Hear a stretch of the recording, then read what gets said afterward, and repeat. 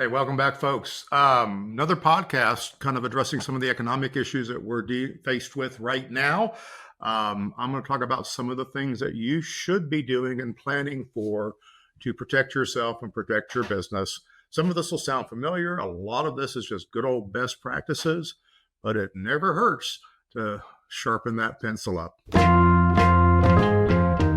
Welcome to your weekly dose of uncommon sense, helpful insights, and tough love. I'm your host, Tom Stimson. The Intentional Success Podcast comes to you through the generous support of Mertz Crew. Mertz Crew helps top AV companies book quality AV freelancers. Your choice, your rates. We handle contracts, insurance, and payments. You save time, cost, and reduce risk. Start today at mertzcrew.com. Now on to the show. Okay, last week's, I touched the third rail. I talked about the economy. I talked about tariffs. I talked about the potential of recession and what it's going to mean to your business, how it's going to affect your customers, how long it might last. And there are no clear answers. And a week later, there's still no clear answers, which is not a shock. So in times of uncertainty, think back to where we were 5 years ago during the pandemic, where each new day was evolving solutions and grants and money you could borrow and policies and payroll support and things like that.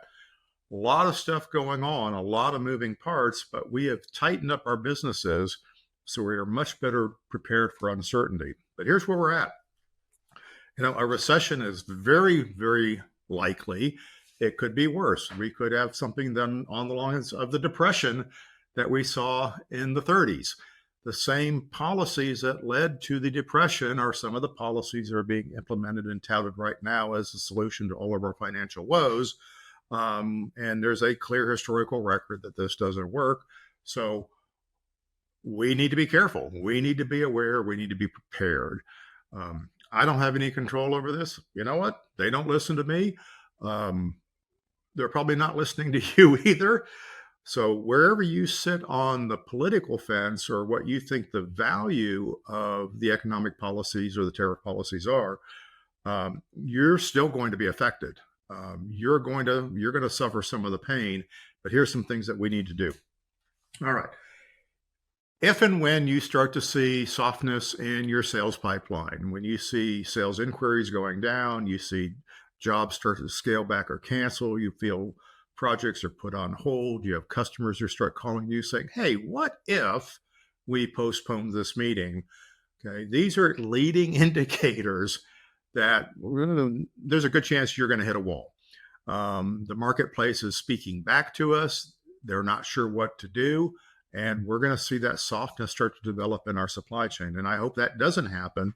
But there's really, at this point, there's very little chance that we're going to avoid this, right? We're going to see a downturn and we got to start thinking that way. So take a hard look at your business, right? It's probably not the time to be hiring people. It's time to take a close look at the folks that you have, make sure that you have the right team. A concept that is helpful, particularly if you see the crisis looming, if from your seat you just think this is going to be a big deal, then I would look at what I call zero-based budgeting. Take a look at your business, look at the costs that you absolutely cannot forego, that you cannot get out of. Right now, you can't go back and ask your landlord for lower rent or hiatus. We're not in that situation yet. So you've got some hard overhead costs that you cannot avoid. But you have some people that you need to do the bare minimum of business. Okay. What else do you need? What are luxuries? What luxuries do you have? Can you make more money if you have people on staff or if you use a part-time supply chain? Take a look at those things. So see where you actually need to be right now. Now, going forward, you're going to have two challenges. One is going to be cash flow. Cash flow projections are back in. So before we even talk about revenue, let's talk about cash flow. So revisit those cash flow spreadsheets that you dug out, created 5 years ago. Ping me if you need one. I've shared many versions of this. You need to start figuring out when you're going to run out of money if there's a dip when the dip in your revenue comes. So cash flow projections are back. You've got payables to work out in this. You've got to keep your supply chain working for you. So we want to keep our overhead down as much as possible because it uses a lot of your cash flow.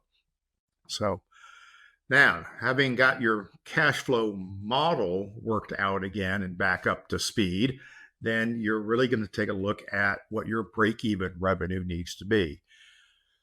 The tendency is to take a look at a month at a time for break-even revenue. You need to do it over a longer period of time because months seriously don't matter.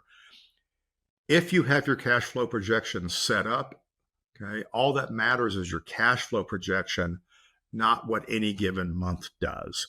So your break-even revenue for a period is something that gets you to the point where you are neutral on cash flow. So you need to work on revenue. So now, right now, when revenue is scarce, okay, when you are you're not in a seller's seat anymore, and the buyer's back in charge again, okay, you need revenue more than you need gross profit. So there's going to be some gross profit in there, but you need to generate enough revenue to cover your overhead. So figure out what that break-even revenue is. When you're doing a normal break-even analysis, you look at your historical gross profit percentage. However, in a stressful economy where revenue is going to be down, your gross profit as a percentage of revenue is also going to decrease. So you need to do your cash flow projections, assuming that every dollar is no longer worth 58 cents of gross profit for you. It might only be worth 42 cents of gross profit to you, and redo your cash flow projections that way. So your break-even analysis is going to give you an idea of how much revenue at the reduced gross profit you need to generate to more than just keep the doors open, to stay healthy, not be in a panic, make sure that you make payroll, okay? You pay the bills that have to be paid so that you can continue to be a business, because there is still plenty of work to go out there. This is not like the pandemic where all work is going to cease. Work is just going to come at us on slightly different terms, probably at a lower demand level, which is going to drive pricing down.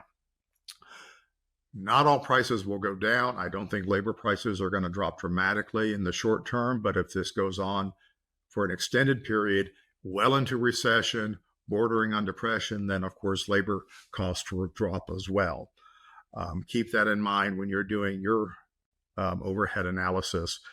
You may not be able to maintain the employees that you need at the salaries that they're used to if we are into a dire financial situation. And I hope you don't need any of this. Please trust me. But it is my responsibility, I feel, to remind you, you know how to do this. You need to sit down, take a look at this, understand how you're going to survive, and then be more confident going to the marketplace instead of panicking in the marketplace.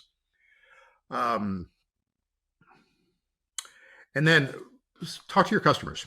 Talk to them a lot.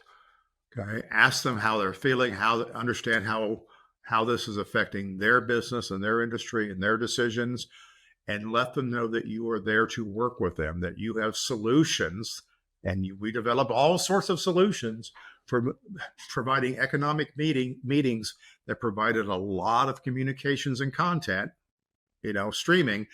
We have the tools to do this. So we can help them reduce their meeting costs, because they still have to have meetings. They still have to get messages out there. They still have to communicate with their teams, but they need to do it probably more effectively, less travel, less hotel expense. We, however, still have value in their communications needs, and we need to be prepared to move back into that mode, because I think that's going to be our most viable contribution for the folks who are used to having in-person meetings that are suddenly not going to have the budgets. So we have some things that we can do. So just to summarize here, I want you to take a quick look at your financials and understand what excess or flexible spending you can get rid of. You decide when the time is right, but it's better to have thought about it in advance, so when it's time to pull the trigger, it'll be a little less painful because you've gotten used to the idea. You need to take a look at what your margins should be going forward.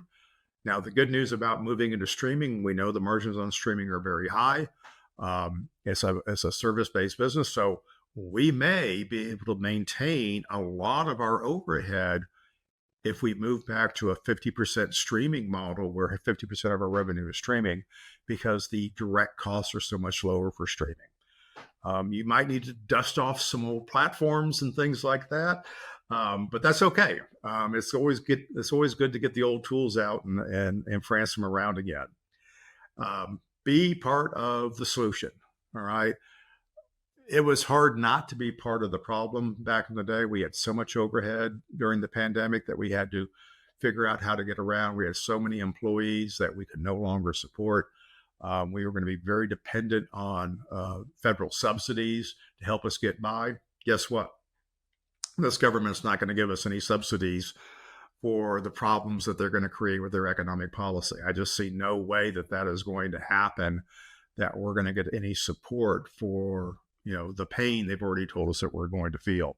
So we're on our own in this. So again, balance in your business is key. You need the right amount of overhead. You need to know how to generate gross profit to cover that overhead and make a little bit of money at the end. You need to know how to be scalable. You need to know how to outsource. You need to work closely on maintaining your supply chain so that you can do the business that comes your way.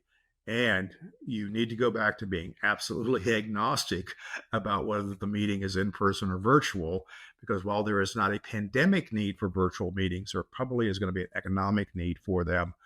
And again, it's time to start having those conversations with your customers. So I don't have to do a whole lot of doom and gloom, but I do want folks to be thinking about this and be prepared. Have those internal conversations and talk to your customers, talk to your suppliers, figure out how you're going to get through this. Because one thing that I do know is that we will survive. The show always goes on. It may not take the shape that we want it, but there's always going to be a show, and we're going to be there. So hang in there. If you need help sorting out your situation, you know how to find me, reach out. There's a very survivable and profitable model for you to get through any economic time. If your company is built on balance and scalability, it's not too late to get started. Be happy to talk to you about it. So thanks for listening, folks. Hang in there. Send me any stories or news that you have from the field to help keep me informed so I can share the trends with everybody else. Thanks for listening. If you liked this episode of the Intentional Success Podcast, please leave a review and don't forget to like and subscribe. This podcast has been brought to you by the helpful folks at Mertz Crew.